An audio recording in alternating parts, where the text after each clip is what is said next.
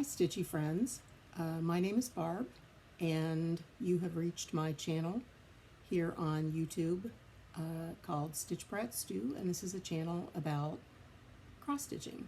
And today is June 30th, 2023, and this is my Flosstube episode number 1. So we'll see how it goes. Everybody's right. It's pretty weird talking just to a camera, but we'll try to make it work. I'm filming today from an upstairs bedroom in my house. This is also my home office. I work from home most of the time.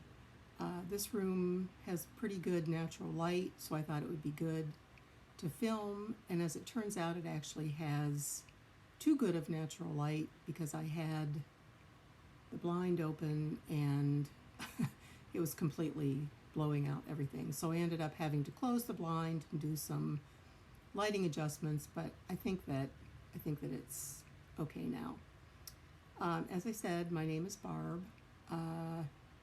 On Instagram, I am at Stitch Brat, one word.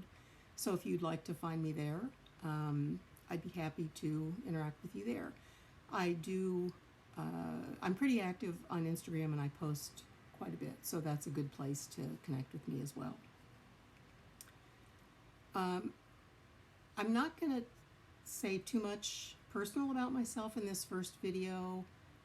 I feel like I just need to get started. I've been thinking about doing this for a long time, and I just kind of want to get into it and don't want to put it off any longer. So I'll leave details maybe to a future video, but I'll just start out maybe telling you a little bit about how I got started cross-stitching, because I think it seems like most stitchers are interested in learning that about other stitchers. I've been cross-stitching since I was in law school, so since I guess my early to mid 20s. And in law school, my husband and I was married, my husband and I shared a house with another couple that were both friends of ours, and the woman in the couple, Chris, she was a very creative person. In fact, she was an artist. She painted and did things like that, but she was also very creative. And she worked in a framing store and kind of in a shopping center in the city where we were. And one day she came home from work and she had, a shopping bag or whatever. And she said, "Do you want to see what I bought?" And she showed me a bunch of cross-stitch supplies. And I had no idea what any of it was. And I was like, "What is this?" And she said, "Well, some friend of mine is going to, I may be getting married or having a baby, I don't remember, but she was going to make a gift for a friend of hers, and she said it's called cross stitch, and she said, I've only done it a few times, but it's really fun." So over the next few days, she got started on her cross stitch piece, and she showed it to me, and she showed me what she was doing, and I was absolutely fascinated. And I would watch her work, and so I mean, after a few days, I just said to her, I would really like to try that.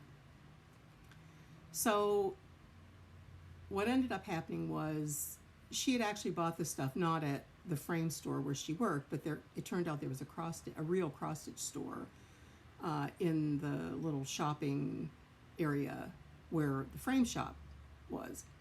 So she took me there, and she helped me pick out some stuff, and she kind of explained like Ada fabric to me, and she said she helped me pick out a small chart, or she said look for a small chart and easy, and she basically helped me a lot. So I picked out a chart, and I picked out fabric and some floss and stuff, and I think she thought I was probably going to pick out something tiny, and I didn't pick out something tiny, although it was pretty simple. So I thought I'd kind of start out maybe just by showing you that very first thing that I cross-stitched, and this is it. Oh gosh, the ring light's gonna be in the way. Okay, so this is called Goose Girl, and sorry for the glare. I guess that's just one of the hazards of doing this. So this was in a book from a design company called Designs by Gloria and Pat, and I think some of you older stitchers might remember them. There were a bunch of other designs in the book, but that was the one that I liked. And Chris actually thought that was probably a good pattern because, you know, it used just two colors, just this peachy color and then a blue, but it also had a little bit of back stitch, so I learned how to do back stitch doing this. And obviously I learned how to count. There was quite a bit of counting on here. So, and then originally this was framed actually at her frame shop. The frame has actually come apart. This looks, it had, I don't know if you can see, but it had sort of a peach colored, I don't know if it's plastic or what, but anyway, that cracked over the years, and I've never had it reframed. I don't have it hanging up anywhere, so that's why it's never been reframed. But that was my first piece, and after that, I was pretty much a goner. Like many people, many women especially, I did stop cross-stitching for a while when my kids were little. There was just, it seems like no time to do it. So there was a period of time that I didn't cross-stitch. I picked it up again probably in, I think around 2014 or something like that, and then I've been going strong ever since then. So what I thought I would do today is I'll do kind of, I guess I'm going to call it an active WIP parade. I actually have a lot of WIPs, probably too many, and I don't think I want to show them all in this first video. Number one, because I think it would be overwhelming for you, the viewer, but also it would just be overwhelming for me. I just can't, I need to keep this manageable, at least for my first video. So I feel like doing what I'm calling my active WIPs will be manageable. And what I'm calling my active WIPs are ones that I've been working on lately and maybe in the past 6 to 8 or 9 months, something like that. I do have, like I said, other WIPs that are older and that maybe I haven't worked on. I have no intention of abandoning them or anything. I still like them all. There's just various reasons that maybe I haven't picked them up in quite a long time. But anyway, so I'm going to start out with this first video with just showing my active WIPs, and that's going to be probably, I think 20 or so, maybe 22 WIPs. So the first thing I'm going to do, though, is I'm going to show you just a couple of my most recent finishes, and two of these were finished just this month in June, and then one was finished maybe a couple of months ago, but these are my 3 most recent finishes.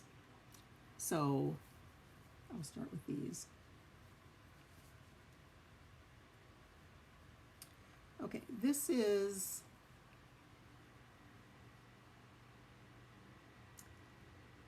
a piece that I did for Sherry Colorado Cross Stitchers Cross Stitch Camp for June.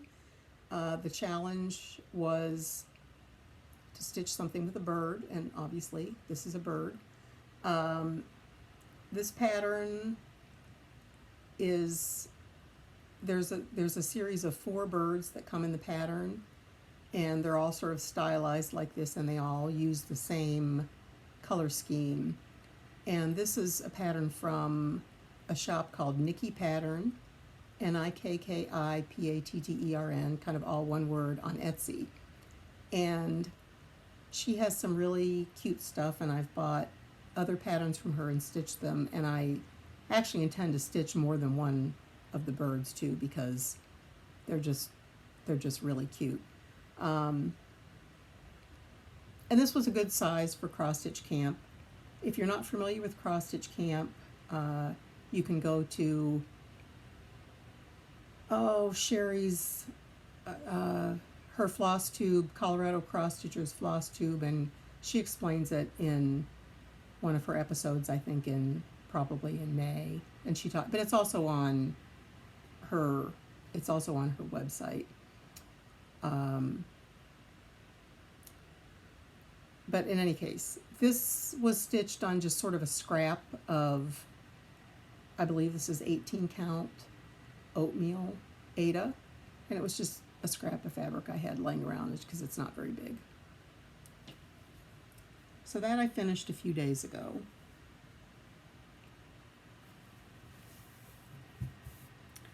And this next one is a bigger finish, and this was kind of a major finish for me. This is Opal by Carolyn Manning Designs, and this is one of her shooting star designs.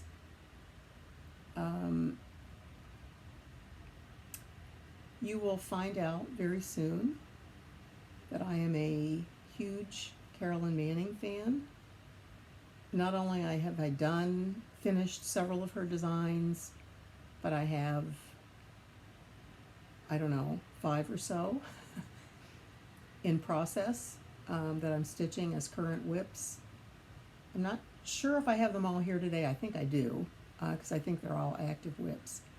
But anyway, the shooting star design, a lot of her designs are based on quilt designs, which I just love. And then shooting star, she has a whole bunch of different colorways. And obviously Opal, she has a series that are of colorways that look like gemstones. And obviously this is supposed to look like kind of an opal. And I'm really happy with how this came out. The colors are beautiful. They're very pretty pastel colors. And that was a lot of fun to stitch. One reason I love her designs so much is that, for me at least, they're what I call comfort stitching. The patterns are super easy to follow. You don't have to look at the pattern constantly, which is wonderful, which is, all that's great. Oh, and I forgot to say, I'm sorry, I forgot to say on Opal, that was stitched on 32 count cream Lugana with DMC. I think all the shooting star patterns call for DMC. I just used the called for colors, and I stitched 2/2. And you'll see some other shooting star designs as we go through, and all of them are stitched, I'll say it, but all of them are stitched on 32 count Lugana, because my vision for all of the shooting star pieces is to finish them someday as pillows, and I'm going to have probably a border of some kind around the actual stitching, leave a little bit of a border, maybe an inch or something like that. So some of them are done on colored fabrics. Opal is done on a cream, but some of them are done on colored fabrics because of that. But they're all done on 32 count Lugana for that reason. And I didn't say it on the bird, but that was also stitched with just the called for colors. Okay, and the third finish I thought I would show you is, this is called the Darwin Sampler. And this is a pattern from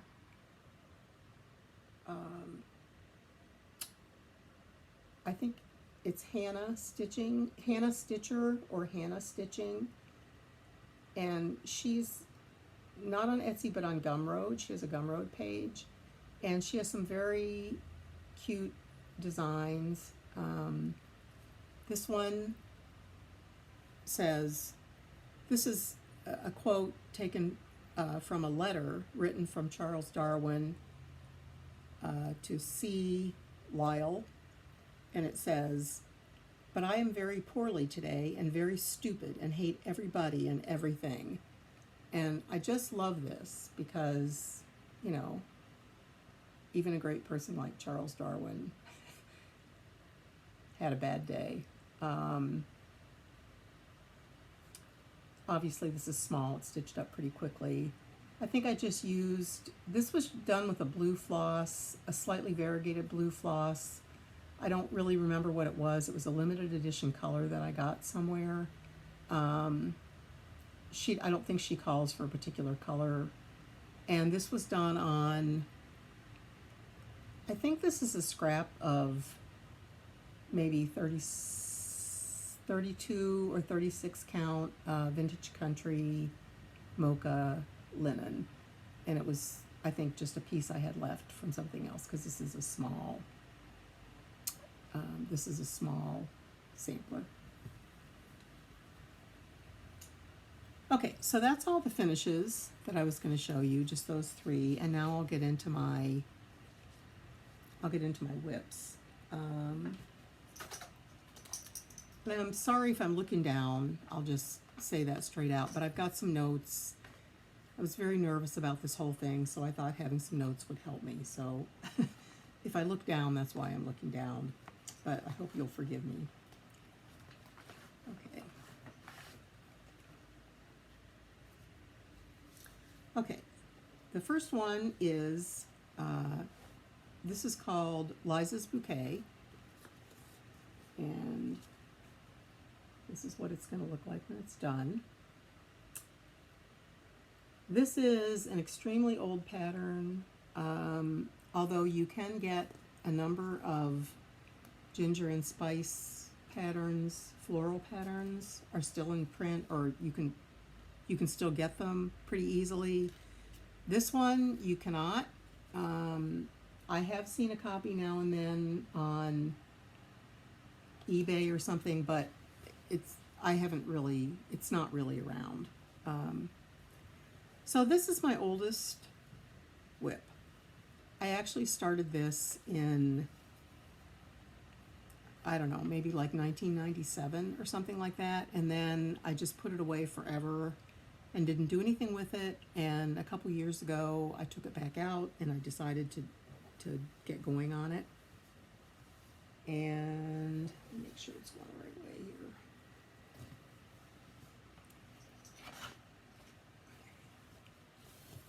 All right, so here it is. This is, I hope you, I'm not sure if I can get the whole thing in there.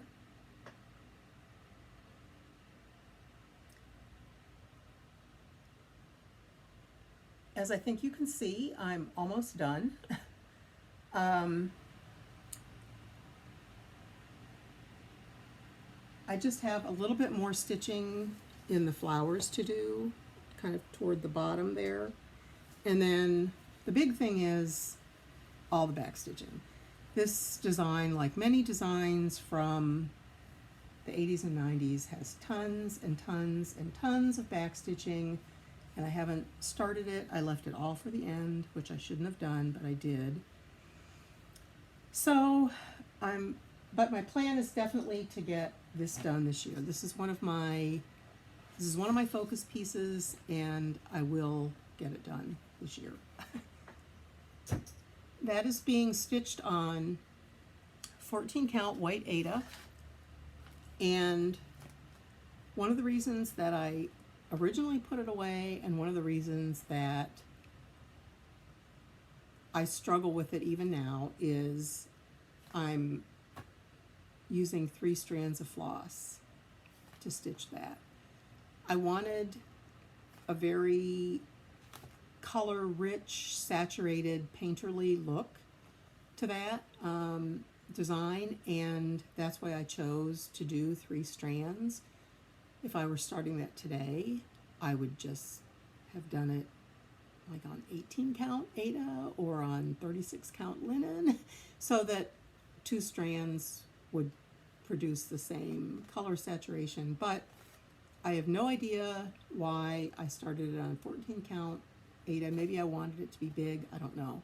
But in any case, it is what it is. So at this point, obviously, I'm not gonna change that. But I hate stitching with 3 strands. I hate it. I just hate it, hate it, hate it. So I have to be in the right mood to get that out. And once I start working on it, it's really not so bad. I get in the groove. But I don't, but I struggle with it. So that's one of the reasons I want to get it done. Okay. My next WIP is, this is Louise Lalier, and this is a pattern from Reflet des Soies. So this is a French reproduction sampler, stitched in from a reproduction stitched in 1901. There's a few people on Instagram stitching this. I started this quite a while ago. It's pretty intense, so it's fairly slow going, but I have a fair amount done. So I don't think I can probably, I'm not sure I can get the whole thing in the camera. Probably not. I don't have the whole border done, but I have it done to there. And as you can see, the border is extremely intense. Each one of the flowers has many color changes. But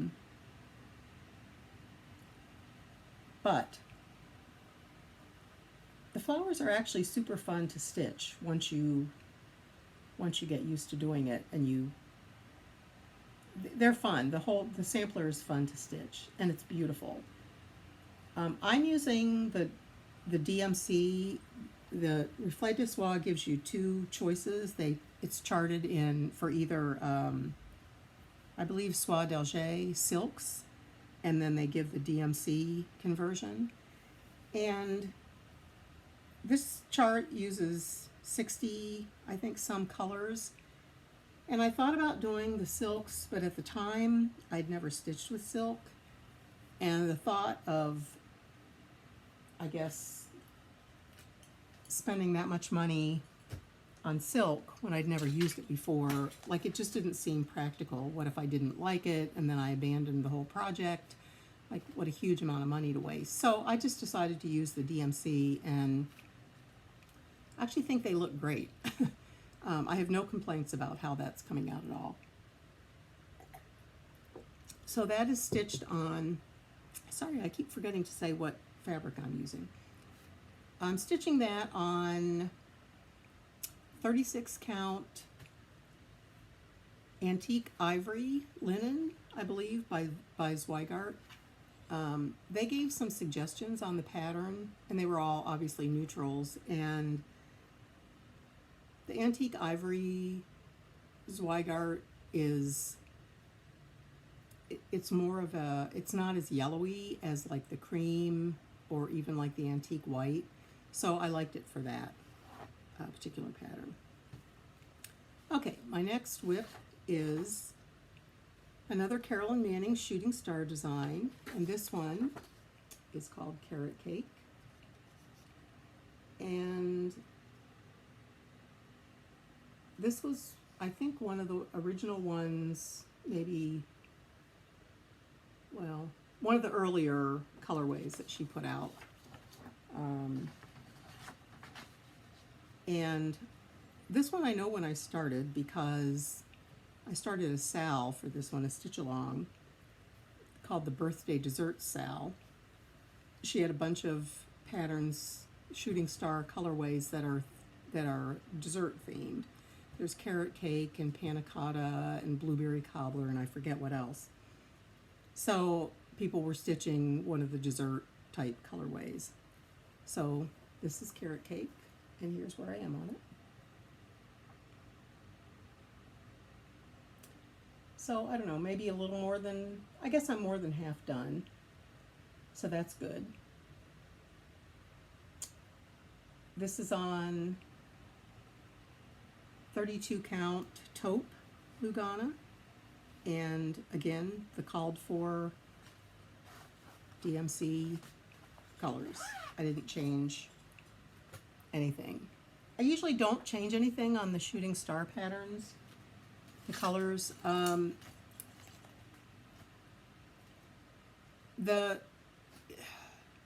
Lots of people do, and one of the reasons they do is because there are many instances where she's charted two colors that are extremely close in tone and color right next to each other. And a lot of people, I think that's either, I mean, maybe not a mistake, but they feel like there's not enough contrast and it doesn't show up well enough.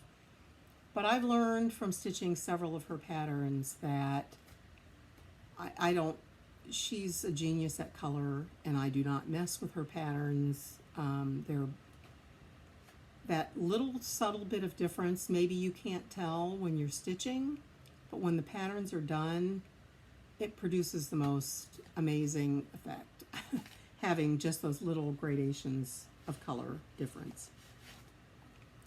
Okay, the next WIP, this is another Carolyn Manning design. This is actually not a shooting star though. This is from her collection that's inspired by crochet. So this was inspired by a granny square Afghan, which I think you can tell. And this one is called Neutral, and I just call it the Neutral Granny, although I guess technically the name is Granny is No Square.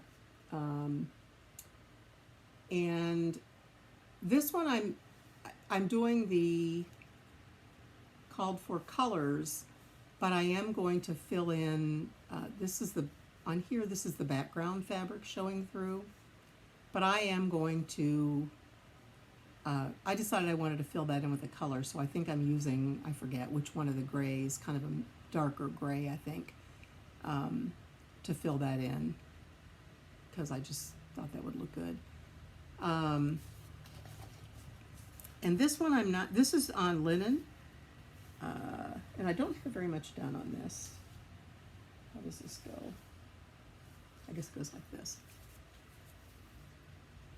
So I don't have very much done on this. Even though I started it a while ago, I just recently picked it up again, and I don't know, those colors are terrible. I mean, there's blues and grays. It's really, the colors are beautiful. I mean, they're cool, all cool neutrals. So blues, blue grays. There's some browns that are cool toned browns. Taupes that are, you know, very cool toned. It's very pretty. So this fabric is a 32 count off-white or a cream linen, and I don't know, I call it my mystery linen because I don't really know where I got it. It has been in my stash. I've had some in my stash for many, many, many years, like 20 years. So I must have bought a yard or something of it a long, long, long time ago.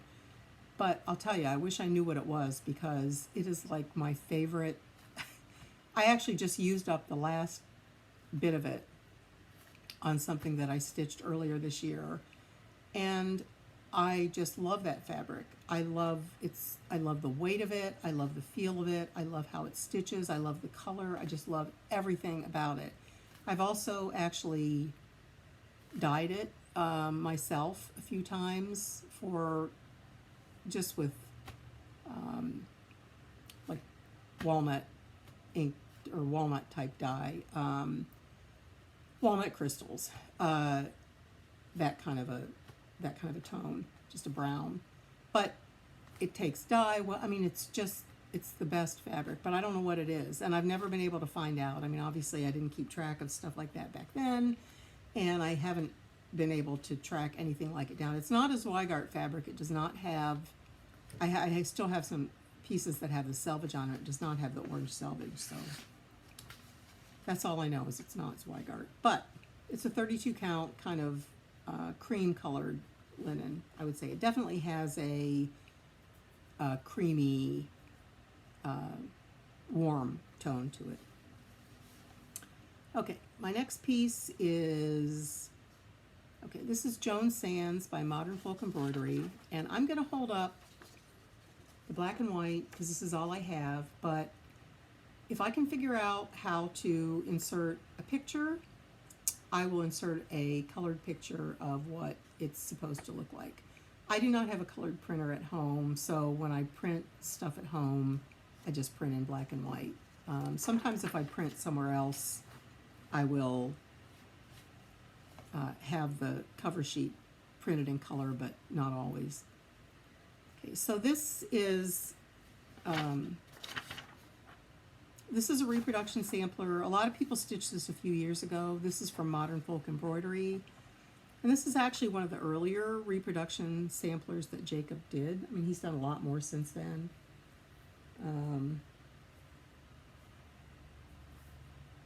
Make sure I'm showing you the right side. Okay. So this is how much I have done. I've got the whole border done, and then some of the alphabets and names. I would actually like to get this finished this year. The only big thing, I mean, the alphabets go pretty quickly, but the big thing is the bottom panel that has the house and the big tree and stuff. But I mean, I could get it done if I worked on it. The lighting, there, that's better. It's hard to get the true color of this linen. This is 32 count linen from R&R Reproductions in the color Sheep's Straw.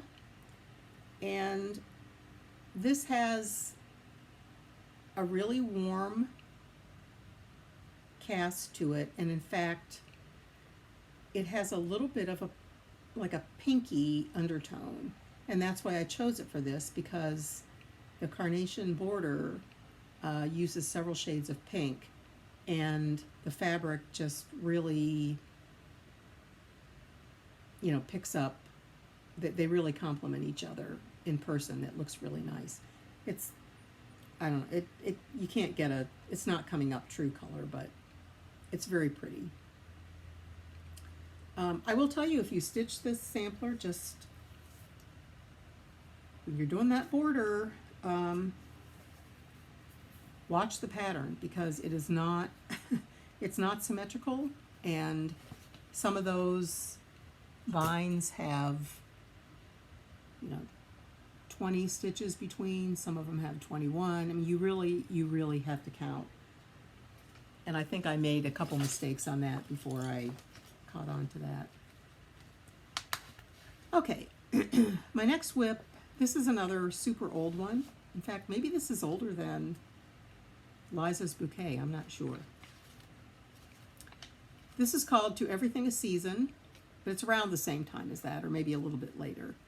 And this is actually from a magazine. This is from a magazine that was called Country Stitch.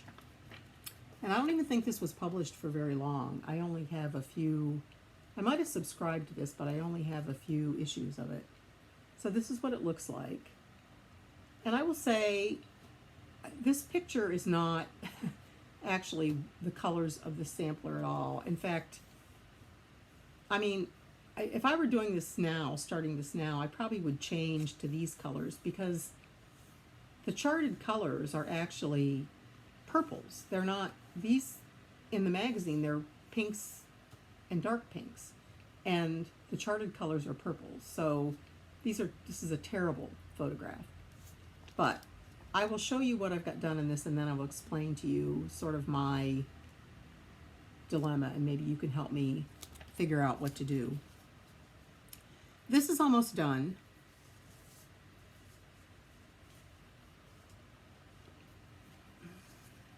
So here's what I have done. And this is stitched on that same wonderful 32 count cream linen that I love so much. That's my mystery linen. Oh geez, I see I stitched 2022 on there. I I almost finished this last fall, and I thought I was going to, and then I ran into this difficulty that I'll tell you about, which is why it's still not finished.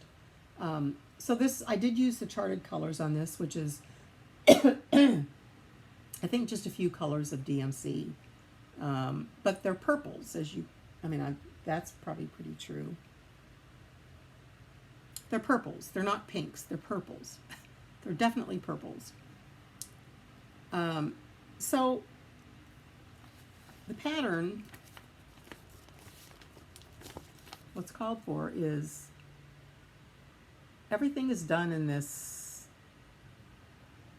backstitched font that is supposed to be, you know, it's supposed to look like cursive writing. And I hate it. I hate it because, not because it's cursive, but I think it's really hard to read. I think it's super hard to read. And I don't like things that are hard to read. So, I recharted the Bible verse, which is, to everything there is a season and a time to every purpose under the heavens. I recharted that into a sort of a plain backstitch font, and that's at the top. So I did that. All I have to do is add in the Ecclesiastes reference on that. So my problem is this part. So on the pattern, this is the months of the year. And I like the idea that it's the months of the year. But no matter what I do, I've tried everything and I cannot make the months of the year fit into that box in any other font that I've tried. It's pretty small. I actually like there's an outline of an actual box on the pattern, and I like that, so I was trying to keep that. So I was using the dimensions within the box, which right now I'm not sure what they are, but it's pretty small. So I tried a couple different things, and this font that I'm using up here, which I think I got just a free one I found online, it doesn't work for, unless you abbreviate the months. Like you'd have to, I think you have to abbreviate January and maybe September or November or something like that, and then they fit in. But I was really trying to not abbreviate any of the months. So maybe you can help me decide what to do. The other thing I was thinking of doing was I could just put, since it's about the seasons, I could just put spring, summer, autumn, and winter or something. I could put the seasons down here with maybe a little flower or something. I thought of doing that. Or the other thing I thought of doing is putting in a quote about something about changing seasons that would kind of, you know, go with the Bible verse. But I have sort of the same problem with the quote. I've searched endlessly on the internet, and I just can't find a quote that I like that is short enough that I can chart it into that box. So I'm not sure what to do, and that's why this is in my WIP pile instead of being in my finished pile, because it should have been finished in 2022. I don't know if I'm going to change that 2 to a 3 or 4 or 5 or whenever I finally finish it. I don't know. I probably should. I'm not sure if I will. Okay, this next one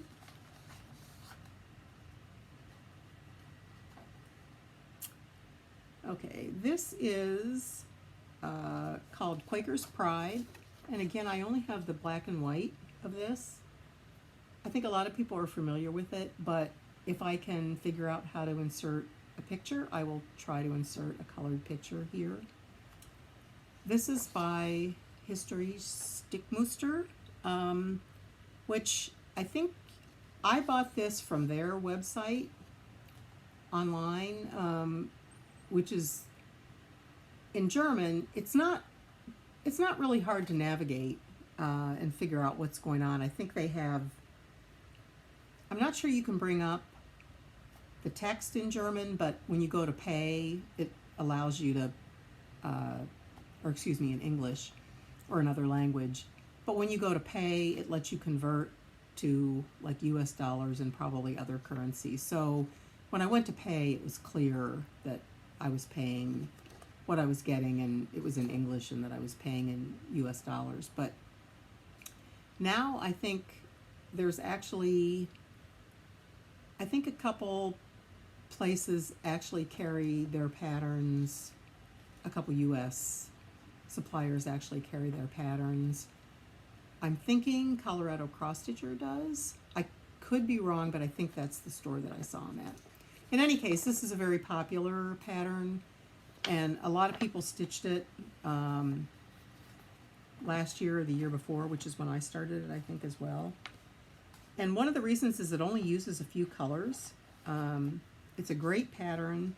It is big, but it only uses a few colors, so it's not as maybe daunting as some Quaker samplers. It uses a white, a gray, a black, and a red. Okay. So here's mine, what I have done on it. I actually have a fair amount done. Well, it doesn't look like that much now.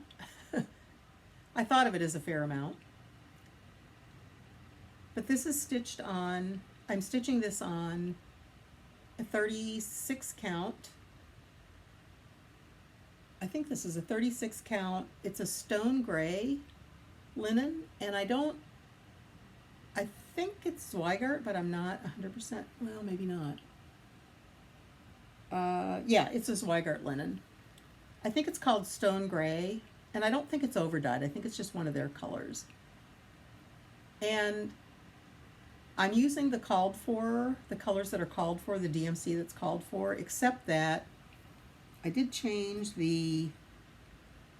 I had to change the gray because it wasn't the called for fabric.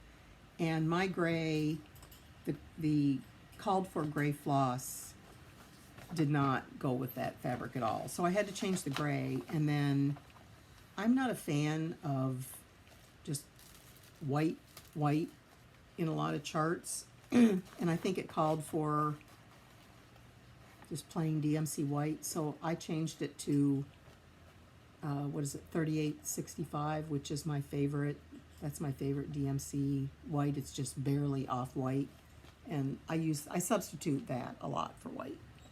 So I did on that one. Okay, yikes, I might have to hurry up here. Okay, here's my next one. This is Spell of the Moon by Blackbird Designs. I know most people that stitched this last year, which was very popular last year, most people were getting it out of the Blackbird book that came out a couple years ago. But this is the original. This is how it originally came out, as a standalone pattern. And I bought it then, and it was obviously a long time ago. But Spell of the Moon. And this I am stitching on 32 count Murky by Picture This Plus.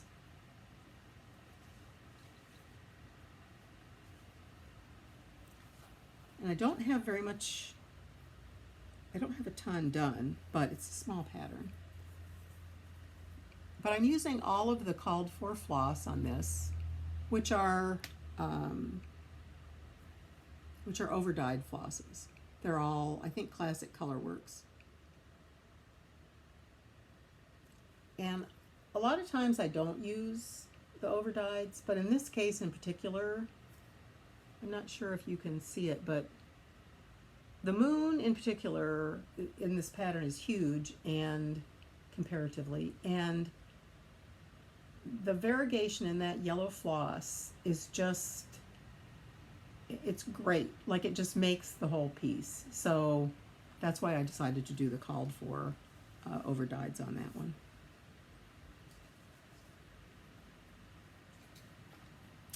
So that's Spell of the Moon.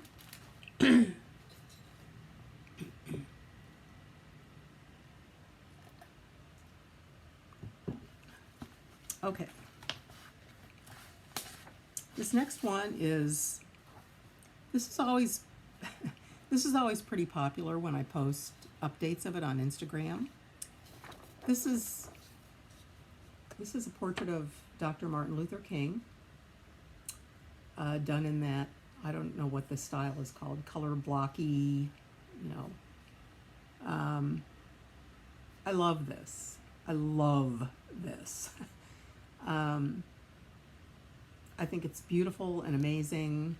So I got the pattern from an Etsy store called Mumla Cross Stitch, M-U-M-L-A, but you cannot buy anything from them right now because it's a Russian designer.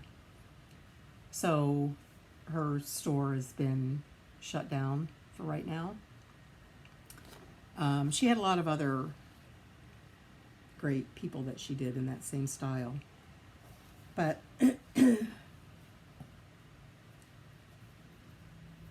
here's what I have done on Dr. King. This is full coverage. There's a few sections that are half stitch instead of full cross stitch, so it's not completely full coverage, but pretty close. So this piece is, I mostly stitch on it when I have virtual meetings at work that I don't actually have to, you know, do anything except maybe listen or say a few words. I'll pull this out and get a few stitches in. And what I often try to do is what you can see down here with this blue. I outline an area and then I have it sort of ready to go. So when I have a meeting, I can just pull it out and I can just fill in an area without even, I don't even have to look at the pattern or do anything. And that's on 32 count white Lugana, stitching 2/2. And I would love to get that done because I did that Martin Luther King sampler by Stone Street Stitch Works. I completed that a couple of years ago. And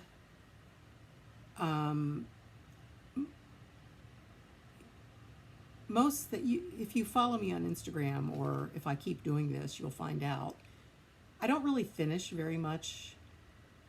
I don't really fully finish very many things that I finish. I don't end up framing most of my things, or they just go into a box. I don't know. I just never get around to it, I guess. But I really would like to frame, I can picture in my mind the picture of Dr. Martin Luther King and that Stone Street Stitchworks sampler kind of hung on the same wall, and I think they'd be really great. So I would like to get that done. Okay, this next one, oh dear. I actually don't have a picture of this at all, and I'm really sorry. So I will try to, I will try to insert one. If I can't, well, I'll do my best. But a lot of people are familiar with this anyway. This is Southern Land from Owl Forest Embroidery. And there's also a Northern Land, I think, but I think Southern Land has been pretty popular. And I think I first saw Mischievous Stitches, Lori, stitch this, and I just fell in love with it. So I started it right after that. But hers is done, of course, and has been for a long time. So here's what I have done in mine. This is maybe, it's not quite half. Maybe it's a third. Maybe it's a little more than a third, I'm not sure. But it's 2 reds and 2 blues, so it's just 4 colors. And this is on, I think this is on 32 count, just plain white linen. I wanted just a white background. And I think this was one that when I went to buy the floss, I questioned the designer because I didn't love the 2 colors of red floss together with the 2 blues. So I was going to change one of the reds. And I pulled out all kinds of different reds, and I ended up I couldn't figure out anything better, so I ended up using the called for DMC colors, and thank goodness I did, because I think it's fantastic now that I've actually started stitching it, and I wouldn't change a thing. I don't know why. I don't know, somehow, sometimes floss in your hand doesn't look the same as how it looks when it's actually on the piece. So I love that piece. Love it. Like to get that one done this year too, but we'll see. Okay, this one I think a lot of people are familiar with.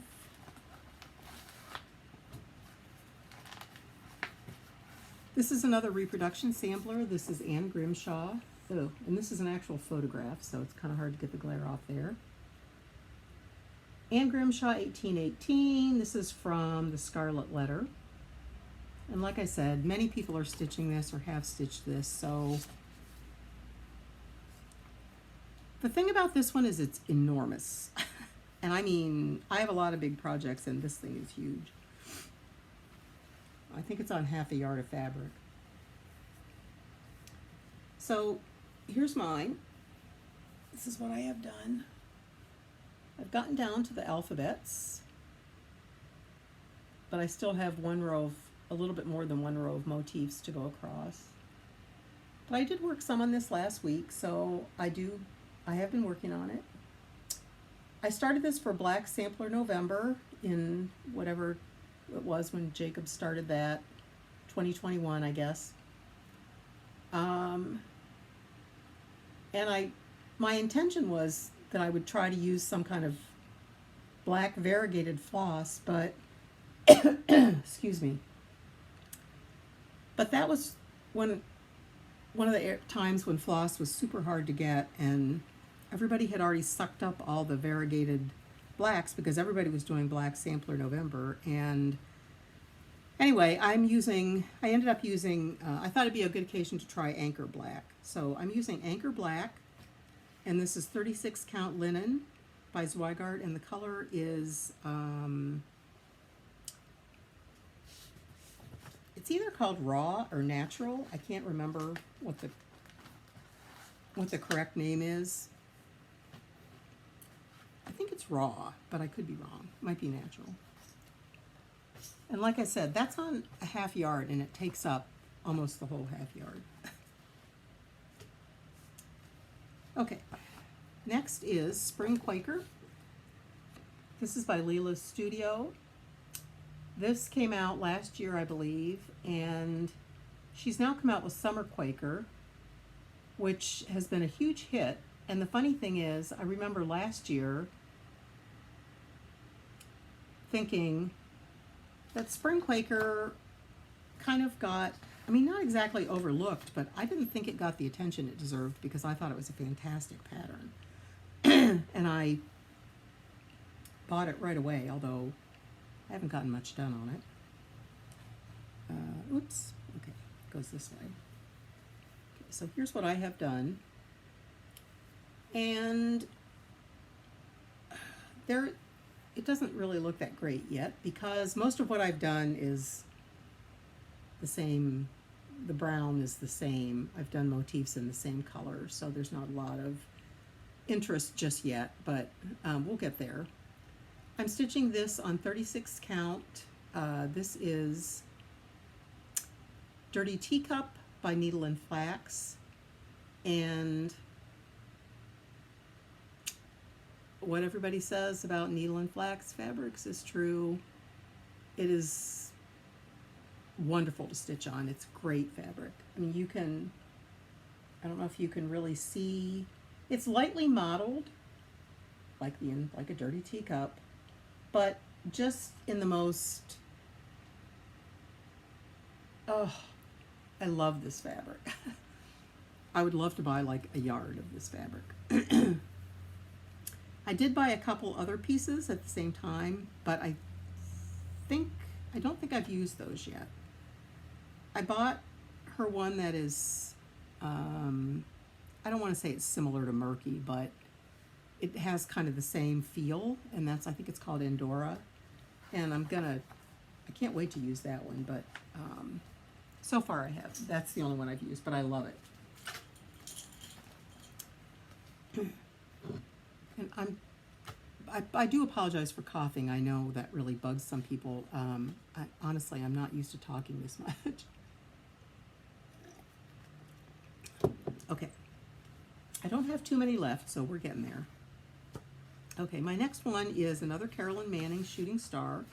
This is Beachcomber, and again, I only have the black and white, but I will try to, if possible, I will try to insert a colored picture here of what it will look like. This is blues and greens and teals and tans. And this is, a lot of people are actually stitching this, so you are probably familiar with this anyway. Many people, this is one of her most popular colorways of Shooting Star. Many people are stitching it. So here is mine. I'm doing this on, again, the 32 count Lugana, and I'm doing it on a blue. I'm not sure, I think it's just called, I think this is light blue.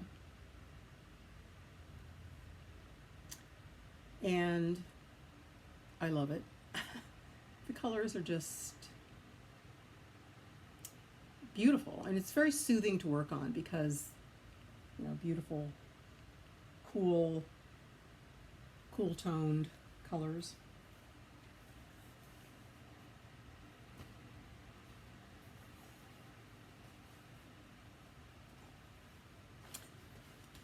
Okay. Next we have yet another Carolyn Manning. I told you she's probably currently my favorite designer, or at least one of my favorites, but I probably have more of her patterns going than anybody else. And I think they're all in my active WIPs. Okay, this is Halloween Hijinks. Now, this is also this is from her Jane's Joy collection. And Jane's Joy, the whole collection is originally, I mean, it's based on a quilt, like an antique quilt from like the 1800s.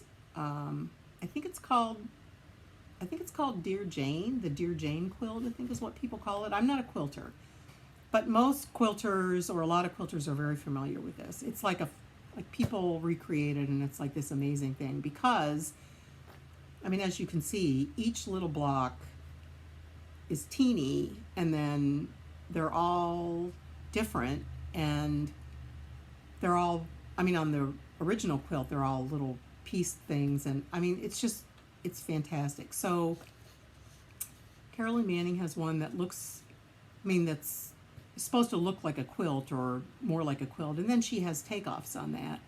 And this is one of them that's for Halloween, obviously. So like the border is little ghosts and little witch hats, and then there's all these cool things inside.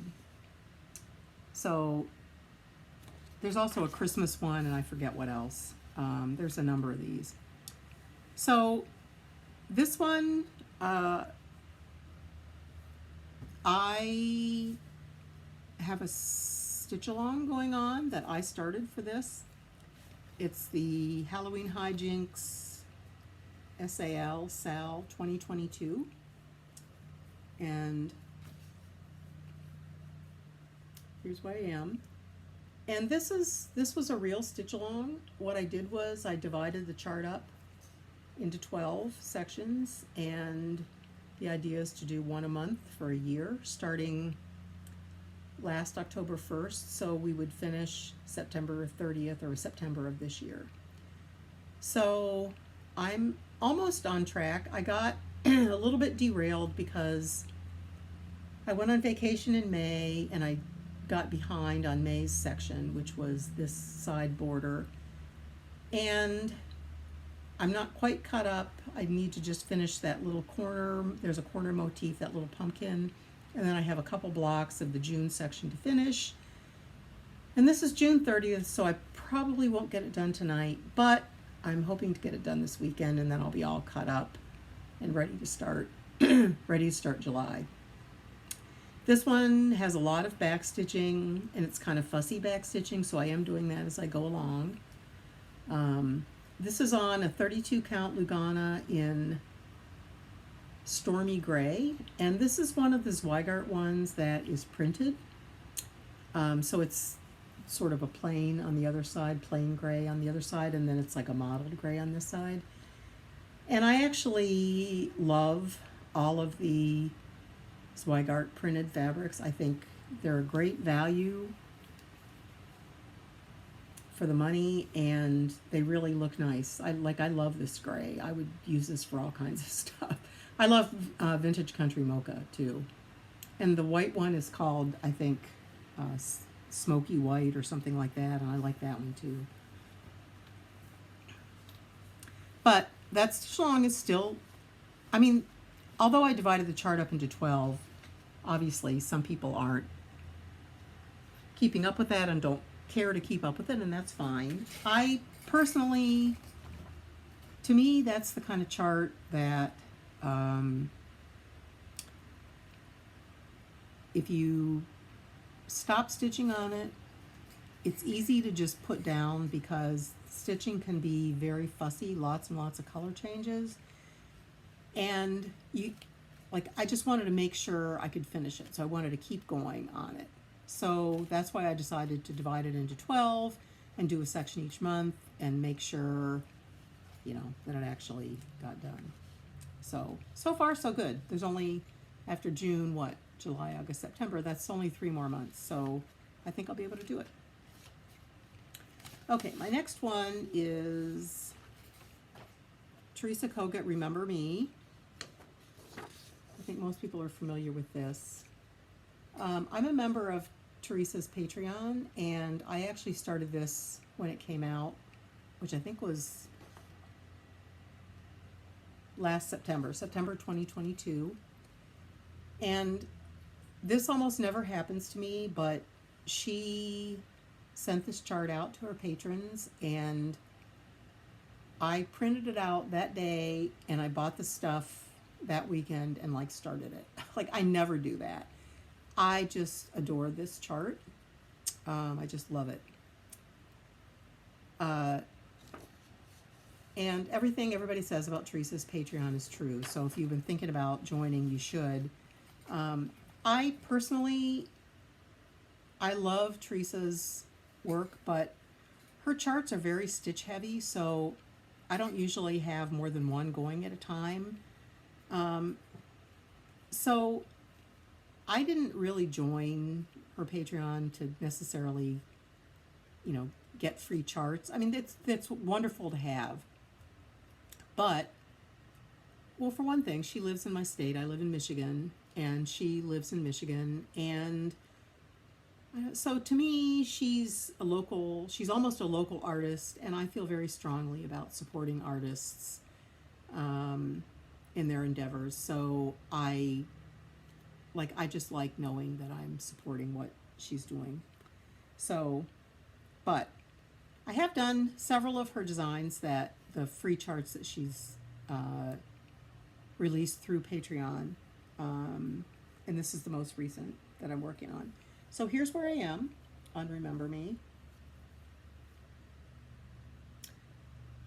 And as you can see, I did the outer border, and then I'm working on that super intense floral inner border.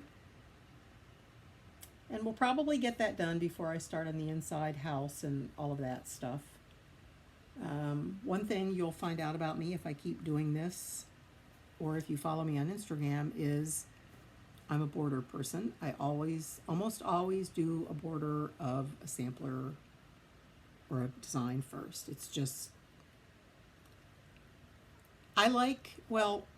okay, so especially on something like this, I like being able to count from the border. And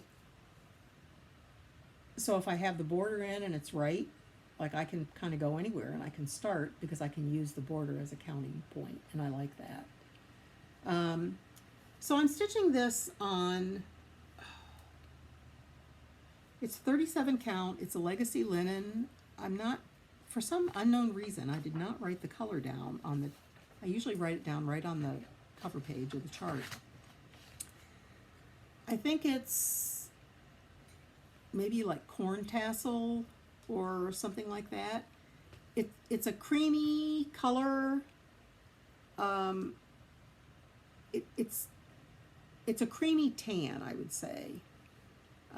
It's definitely a warm tan though, not a cool tan.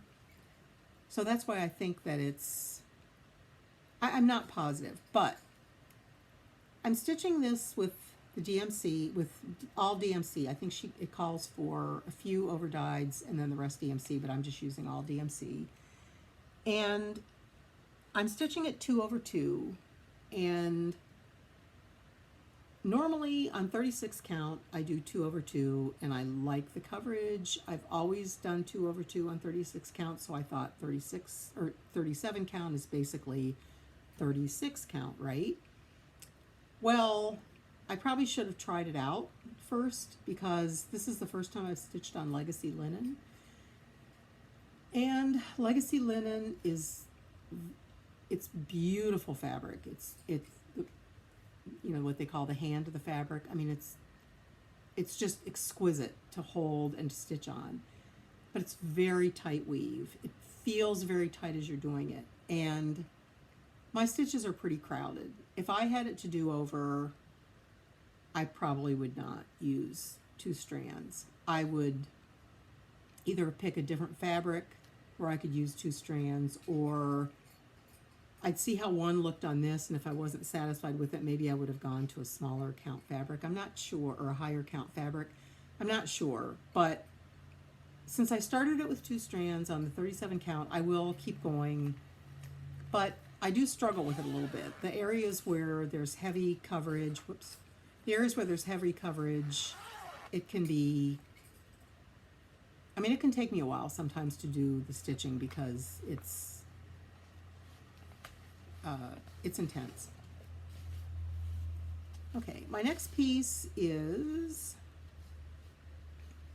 this is Alice in Wonderland from Donna Stitch, and this is her patterns are on Etsy. I think it's a Korean designer, and she's got a whole fairy tale based series, and I know a lot of people have done these. Carla, my friend Carla, Stitch Me Sane on Instagram and here on Flosstube. She's, what's her other one? Little Mermaid. She's doing the Little Mermaid, and she and I were talking about it at one point, and I mentioned that I liked the Alice in Wonderland one, and she said, oh, well, let's start that. So I did. Carla's a terrible influence on me. She says start something, and I say okay. So this one, let's see. Okay, so this one I'm stitching on 32 count Lugana in a white opalescent fabric.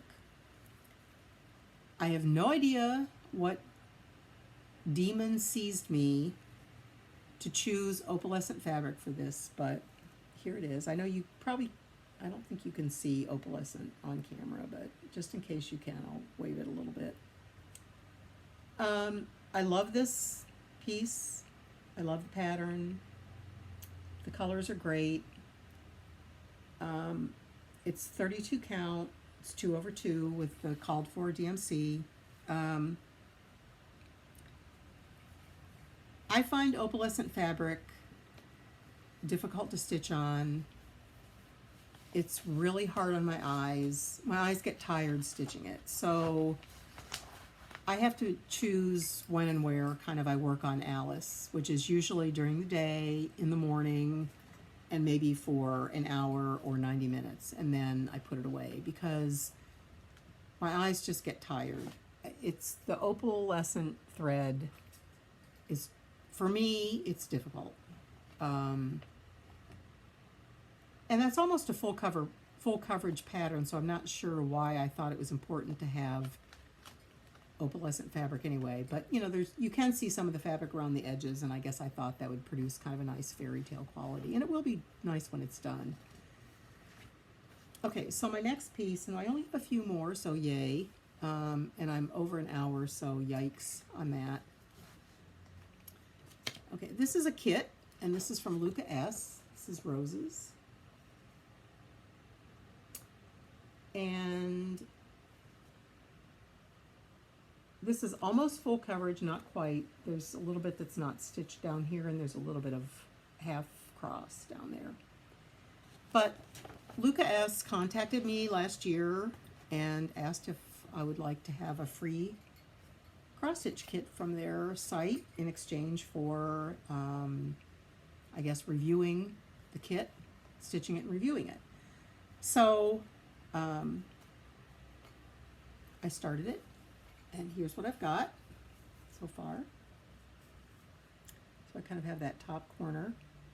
I've just started on the, I'm just past the center, so onto the second page.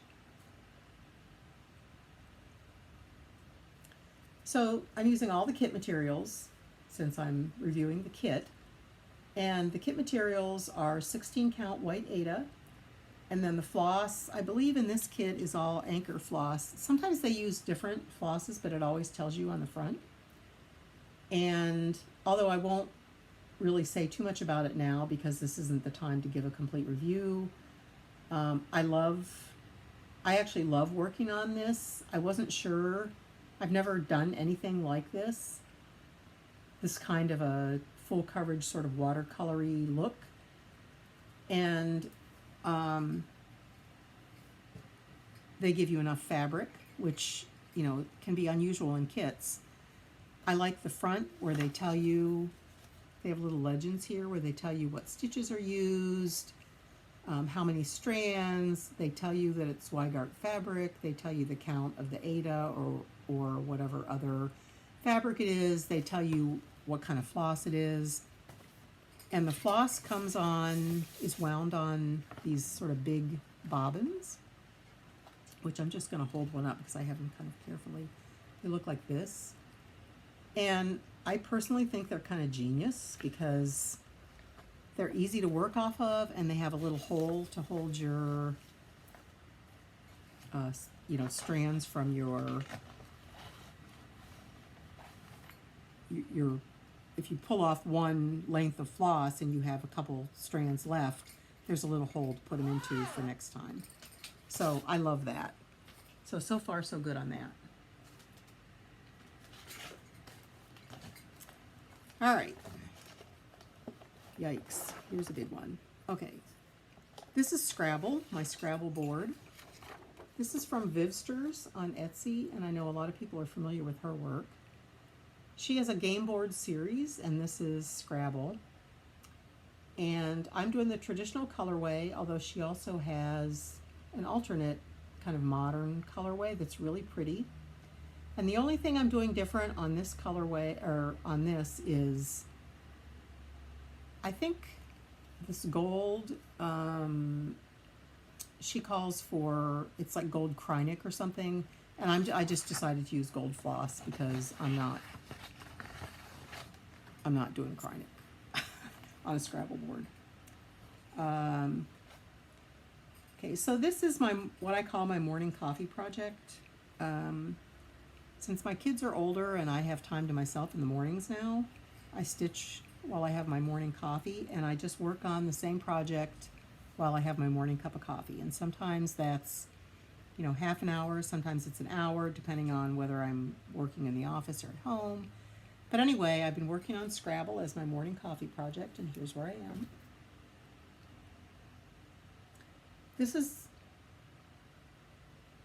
So I have the whole border done, and I'm just starting those inside tiles,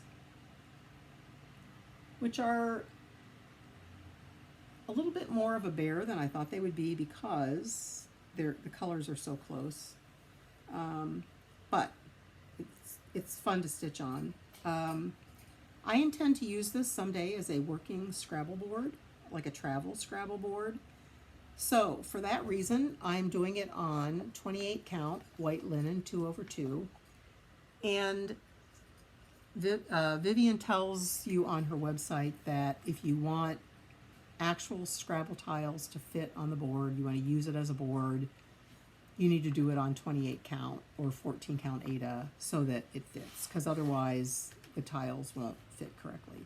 So that's why I did 28 count, and I decided to just do white background on that. It's all DMC, and like I said, the only substitution I think I made is that I substituted gold floss for the, maybe it's not Krynix she had, maybe it was a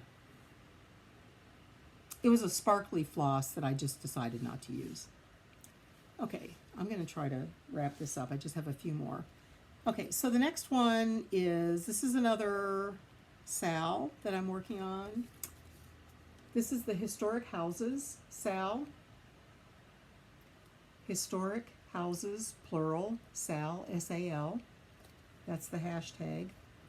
And this is a Sal that Carla, Stitch Me Sane, and I are doing. And we started together. There's actually quite a few people who are doing historic house patterns. Carla's in Australia, and there's a designer that does historic designs, charts historic homes there. And this is a Debbie Patrick pattern, and when she was designing, she was hugely prolific. And there are dozens of these patterns. They're not in print anymore, but you can find them pretty easy. A lot of them you can find pretty easily on Etsy and eBay. Some of them are really hard to get, but there's a lot. There's a big selection if you just want to find one. They're pretty detailed. Like, there's a lot of colors, there's a lot of detail, there's a lot of backstitching. So that actually is why I chose. Right. Okay. Here's where I am on mine. This is Porter Ash House, the Porter Ash residence, and here's where I am on mine. So this is on 16 count Ada from Witchelt, and it's in the color, I think it's Icelandic blue. I auditioned a couple ones, and I ended up settling on this one. And I purposely chose Ada for this design because it has so much backstitching, and I find that designs with a lot of backstitching, the backstitching just looks crisper on Ada because it's perfect squares that you don't have to have perfect tension to not pull. And backstitching on linen, I think, just doesn't look quite as crisp. So I decided to just go with Ada for that one. Okay, two more. All right, here's another one I don't have a color picture of. This is Grandma's Lilacs, another Carolyn Manning Shooting Star. I told you I had a lot. And again, this I just recently started with Carla, Stitch Me Sane. She and I started it together. We wanted to start a shooting star together, and we both love purples. So I'm gonna, again, I'll try to, if I can, figure out how to insert a picture. I will try to do that, a colored picture. Now I can't remember exactly when we started this. It was pretty recently. As you'll see, I don't have very much done.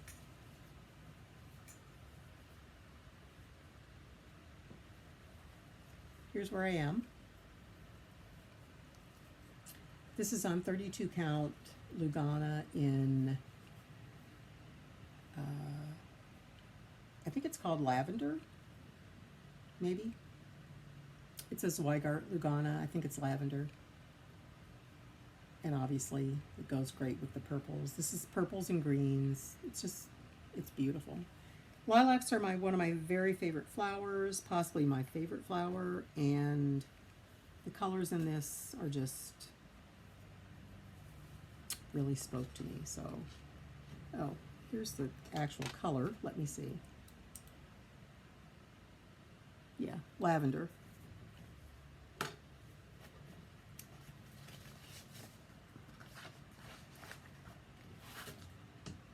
And this is my most recent,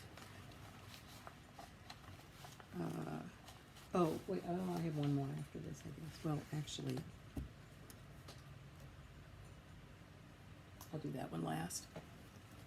Okay, this is also an influence of Carla, Stitch Me Sane, because she decided to do one of the stained glass patterns from Carolyn Manning that are more fairly recent. And I started taking a look at them, so of course I had to start one too. I don't have a picture of this at all, so I will try to get a picture and put up what the finished picture will look like, or what the finished piece will look like. So I'm sorry about that. I didn't even print out a black and white color page, I guess. But here's what I've got. Okay, so mine is called Garden Glass, and it's hard to, my color is shifting, my light is shifting, but this is on pale yellow Ada, and it's called Sun Shower by Witchelt. And I chose this because I wanted a certain color of yellow that she shows on the pattern, and I couldn't find it in a linen, so I ended up with the Ada, and it's fine. It works great. So I just started the border again. I always do the border first, and I'm starting to fill in the border with the colors. It's really fun. The motifs look like a stained glass window, and I'll try to, like I said, I'll try to get a picture. I'm sorry I don't have one. And my very last piece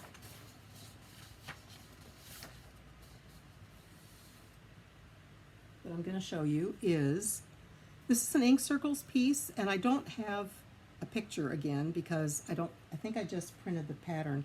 This is a freebie on the ink circles on Tracy's website, and this is, it's called the Cancer Ribbon Mandala, and it's just a little tiny thing. I'm stitching this on a scrap of that 18 count oatmeal Ada, and this is my travel piece right now. So I actually started this when I went on vacation in May, and I don't really think I've worked on it much since then, but I stitched on it on the airplane and in the airport, and